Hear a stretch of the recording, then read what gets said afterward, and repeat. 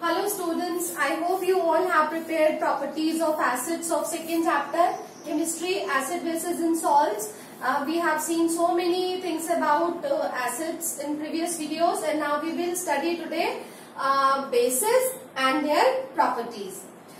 If you remember the taste of acids, acids are sour in taste, but here we will see that bases are bitter in taste. For example, we are using some edible bases also, that is baking soda. Baking soda is a mild base, is a weak base which is used for faster cooking, and it is slightly bitter in taste.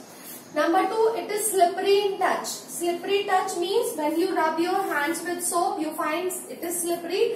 That means that soaps and detergents and all types of hand washes, liquids, they contain bases in them and they are slippery in touch. Then if we see the indicators test of bases, we have 4 types of indicators here: litmus, methyl orange, turmeric and phenolphthalein. Bases turn red litmus to blue. They turn methyl orange to yellow in color. They turn turmeric to red. You can perform this test at home. Today itself, you take one old cotton cloth and put few drops of curry of your vegetable cooked by your mother, and then you remove it. You will find a yellow stain on your hanky, and then you take that hanky or that cloth near the tap, rub it with soap. Immediately that will turn red. That means turmeric, when reacts with soap contains base and it turns turmeric to red. And after that, you wash that stain with running water under the tap. After some time, you will see that will turn again yellow. That was the natural color of turmeric. Because when we wash it with regular running water, that will remove base from it and it will again turn yellow. So do this test today itself at home.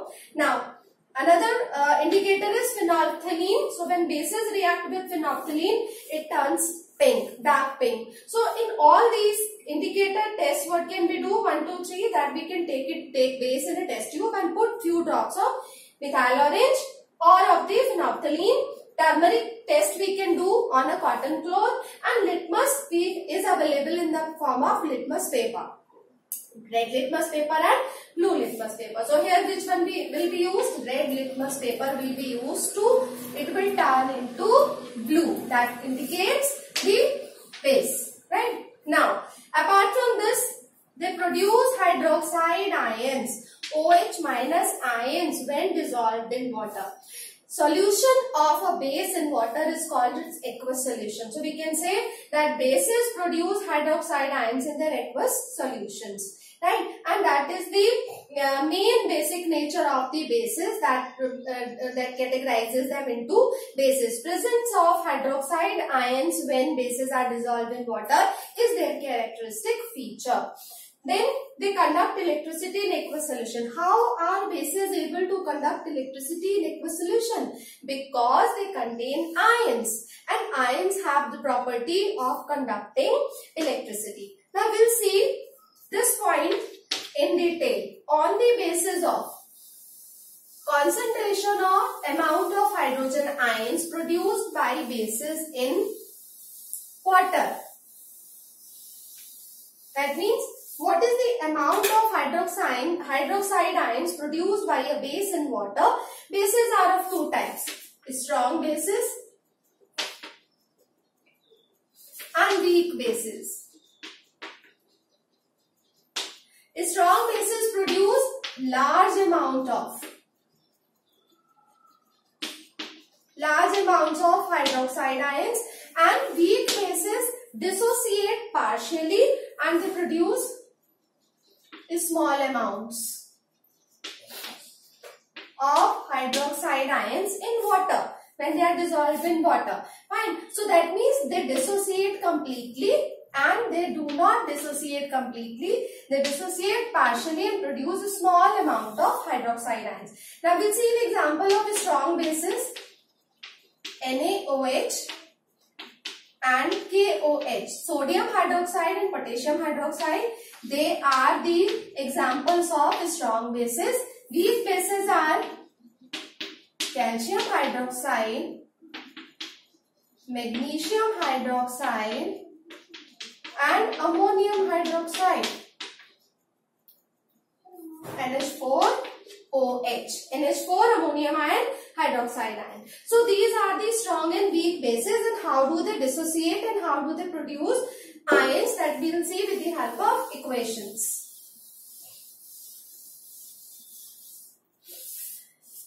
NaOH, sodium hydroxide, when dissolved in water, we can write it above the arrow. It will form sodium ion plus hydroxide ion.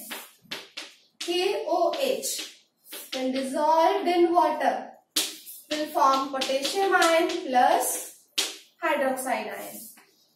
Calcium hydroxide, KOH whole twice, when dissolved in water, will form, now calcium is bivalent cation, 2 plus, plus whole twice, so we will write 2OH minus.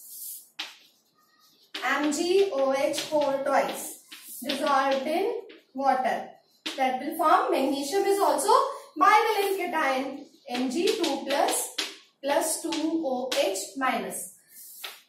Ammonium hydroxide, when dissolved in water, it will form ammonium ion, which has one valency and it is a cation, plus hydroxide ion. So these three are weak bases and these two are strong bases. What is the difference? Difference in the concentration of hydroxide ions produced in their aqueous solutions.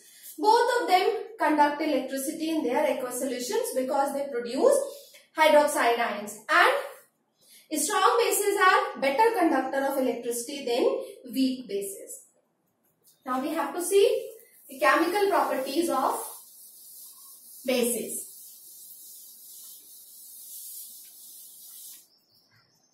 Chemical properties में base reacts with metal, it forms salt plus hydrogen gases released. It is a similar property to acids. If you remember, first property of acids, acid plus metal gives salt plus hydrogen. It is also base plus acid gives salt and hydrogen. So it is similar property to acids. Base we take NaOH, metal we take zinc. Sodium hydroxide and zinc, it will form Na2, ZnO2, and this salt is called sodium zincate. It is called sodium zincate. Another property, bases also react with non-metallic oxide. Non-metallic oxide. Non-metallic oxide means oxide of a non-metal. So here we can take base is calcium hydroxide. Non-metallic oxide is carbon dioxide. So what will form? It will form calcium carbonate plus water. It is forming salt plus water.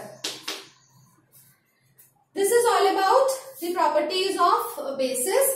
We have in course of NCERT, CBSE plus your NTAC. So keep preparing and working hard. Keep watching videos. Thank you.